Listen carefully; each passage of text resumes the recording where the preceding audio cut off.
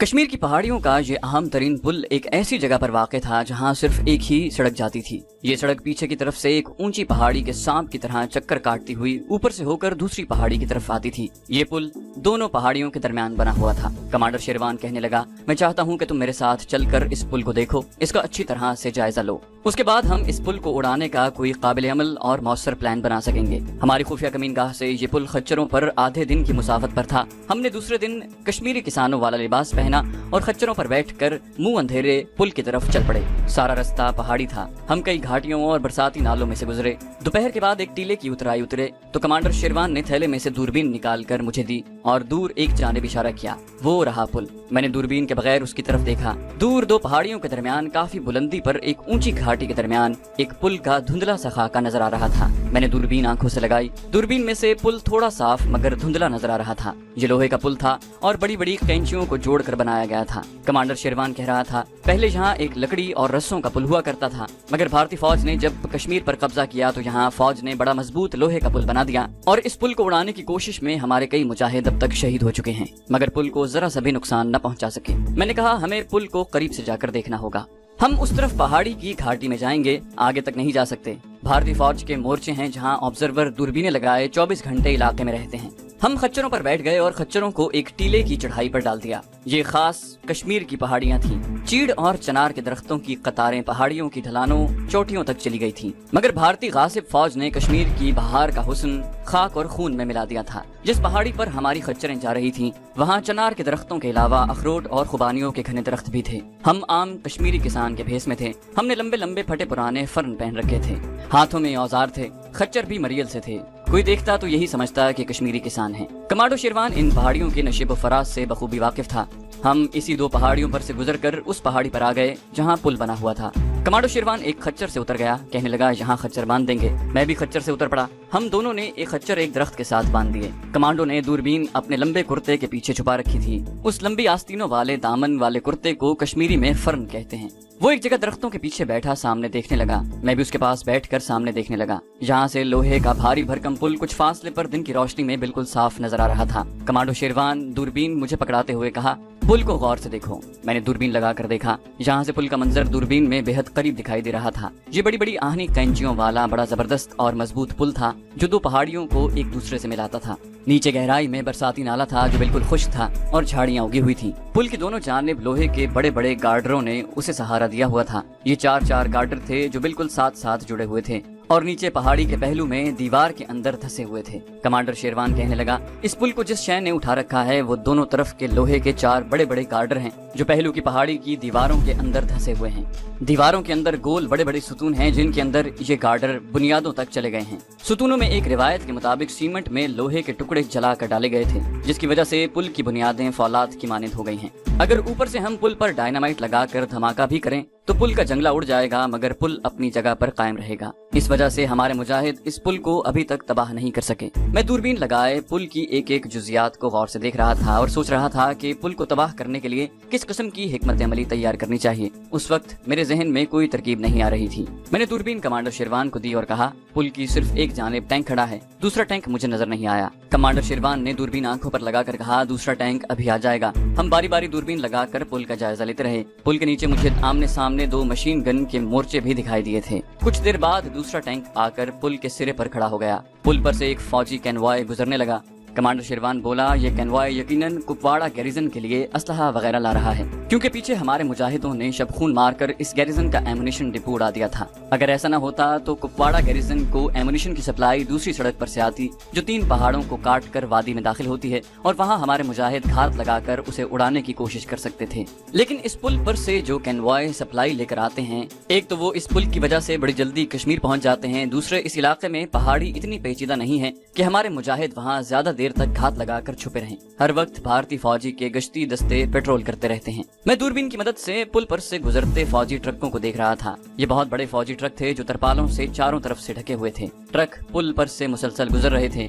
بعض ٹرکوں کے سامنے کی جانب فوجی مشین گنیں لگائی گئی تھیں۔ घाटी की दूसरी जानिब पहाड़ी ढलान पर मुझे कुछ बकरियां नजर आईं जो झाड़ियों के पत्ते खा रही थीं। इनके दरमियान एक चरवाहा हाथ में लंबी सोटी पकड़े खड़ा उन्हें देख रहा था। साथ साथ आहिस्ता आहिस्ता ऊपर भी चढ़ता जाता था। मैंने दूरबीन कमांडर को दी और कहा कि ये चरवाहा वहाँ कैसे आ गया, जरा देखो।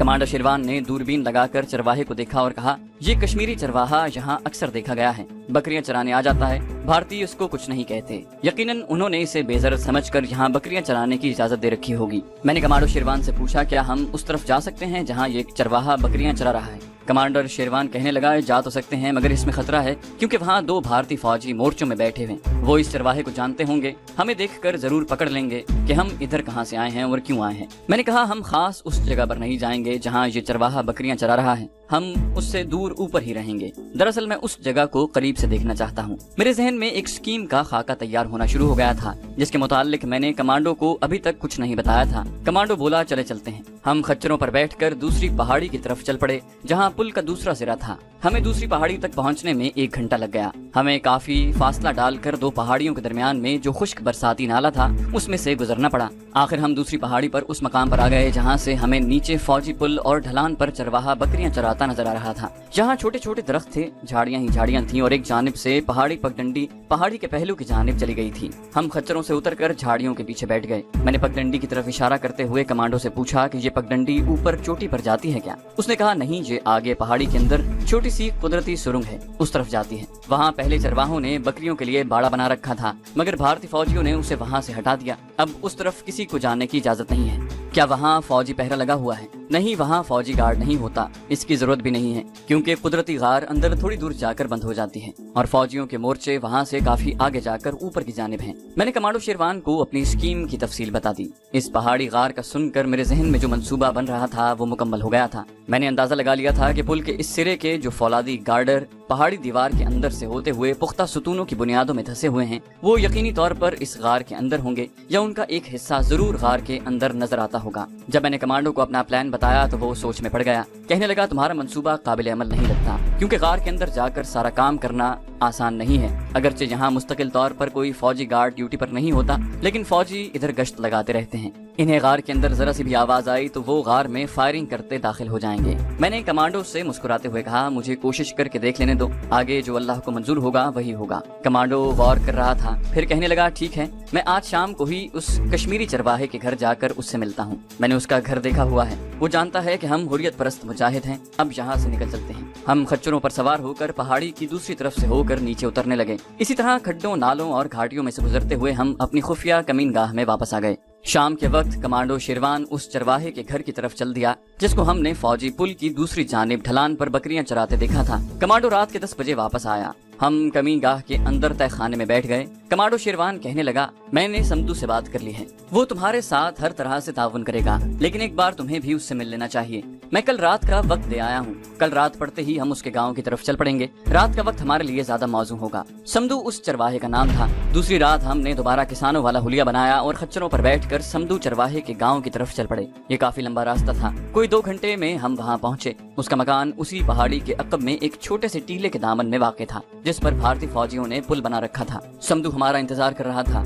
उसकी बीवी ने हमारे लिए साग चावल पका रखे थे। छोटा सा लकड़ी का टूटा फूटा मकान था जिसमें दोनों मियाँ बीवी रहते थे। एक लालटेन जल रही थी। कमांडो ने समदू से मेरा तारुफ कराया। वो मुझसे गले लगकर मिला। हमने खाना खाया। उसके बाद उसकी बीवी समावर में गर्म कश्मीरी चाय ले आई। चाय पीते हुए हमने अपने असल मौजू पर गुफ्तगू शुरू कर दी। कमांडो शेरवान ने सारी बात उसे पहले से बयान कर रखी थी। मैंने समदू से कहा, मुझे तुम्हारी सिर्फ इतनी मदद की जरूरत है कि तुम इस वक्त बाहर निगरानी करते रहो जब मैं गार के अंदर जाऊं, और अगर कोई खतरा हो तो मुझे खबरदार कर सको। समदू कश्मीरी लहजे में मिली जुली पंजाबी उर्दू में बात करता था। वो कहने लगा, मैं आपको अपने मुंह से फाख्ता की आवाज निकाल कर खबरदार कर दूंगा। उसने मुझे मुंह से फाख्ता की आवाज निकाल कर सुनाई। बिल्कुल फाख्ता की आवाज थी। मैंने कहा, बिल्कुल ठीक है। अब ऐसा है कि कल से मुझे तकरीबन हर रोज दोपहर के वक्त वहाँ जाना होगा, तो मुझे अपनी 2-3 बकरियां दे दो जिन्हें मैं चराते हुए वहाँ तक ले आऊंगा। अगर मुझे कोई भारतीय फौजी गश्त करता हुआ मिल गया तो मैं उसे यही कहूंगा कि मैं समदू चरवाहे का भाई हूँ, और अगर मेरे बारे में तुमसे किसी फौजी ने पूछा तो तुम उसे भी यही बताना। समदू कहने लगा, लेकिन आप कश्मीरी जबान हमारी तरह नहीं बोल सकते,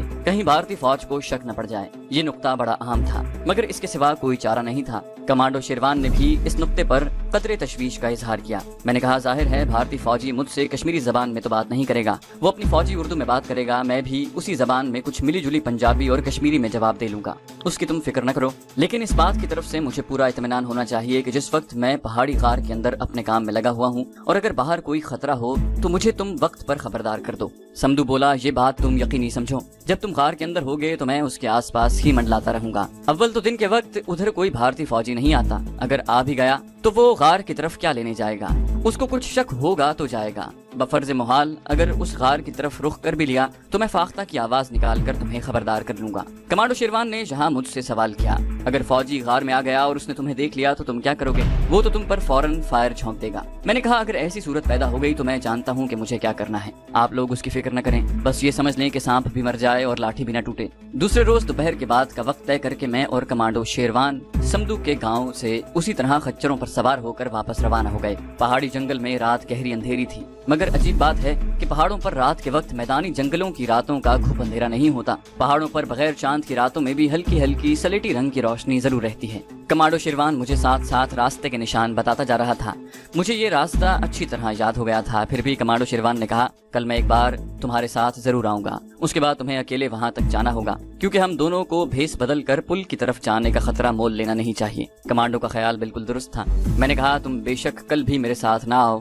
مگر کل میرا پہلا دن ہوگا اور راستے کے نشان میں نے رات کو دیکھے ہیں، اس لیے کل تم میرے ساتھ رہو گے تو مجھے آسانی ہوگی۔ کمانڈو شیروان نے کہا کل میں ضرور تمہارے ساتھ ہی جاؤں گا، ابھی میں صرف موقع کا جائزہ لینا چاہتا ہوں، ابھی میرے ایکشن شروع کرنے کا وقت نہیں آیا، میری اسکیم اور پلان کیا ہے یہ جیسے جیسے میرا مشن آگے بڑھے گا آپ کو علم ہوتا جائے گا۔ اگلے روز دوپہر کے بعد میں اور کمانڈو شیروان ایک بار پھر اپنے ٹارگٹ کی طرف روانہ ہو گئے۔ اس وقت ہمیں سمدو کے مکان کی طرف نہیں جانا تھا بلکہ پل والی پہاڑی کے عقبی علاقے میں جانا تھا جہاں سمدو پہلے سے وہاں بکریاں چرا رہا تھا۔ وہ ہمیں پہاڑی پر ہی ایک جگہ درختوں کے نیچے بیٹھا مل گیا۔ کمانڈو شیروان وہاں زیادہ دیر نہیں رک سکتا تھا، وہ اسی وقت واپس چلا گیا۔ میں نے اپنا خچر وہاں سے کچھ فاصلے پر ایک درخت کے نیچے باندھ دیا۔ سمدو چرواہے نے 3 بکریاں میرے حوالے کر دیں اور ایک درخت کی لمبی چھڑی بھی میرے ہاتھ میں تھما دی اور کہا نیچے گھاٹی کی طرف مت آنا، میں اسی جگہ نگرانی کروں گا۔ میں نے بکریوں کو ساتھ لیا اور اسے منہ سے آواز نکال کر ہانکتا ہوا اس پگڈنڈی پر آ گیا جو پل کی پہاڑی والے قدرتی غار کی طرف جاتی تھی۔ میں نے صرف ایک بکری کی رسی تھام رکھی تھی، باقی دونوں بکریاں اپنے آپ ساتھ ساتھ چل رہی تھیں۔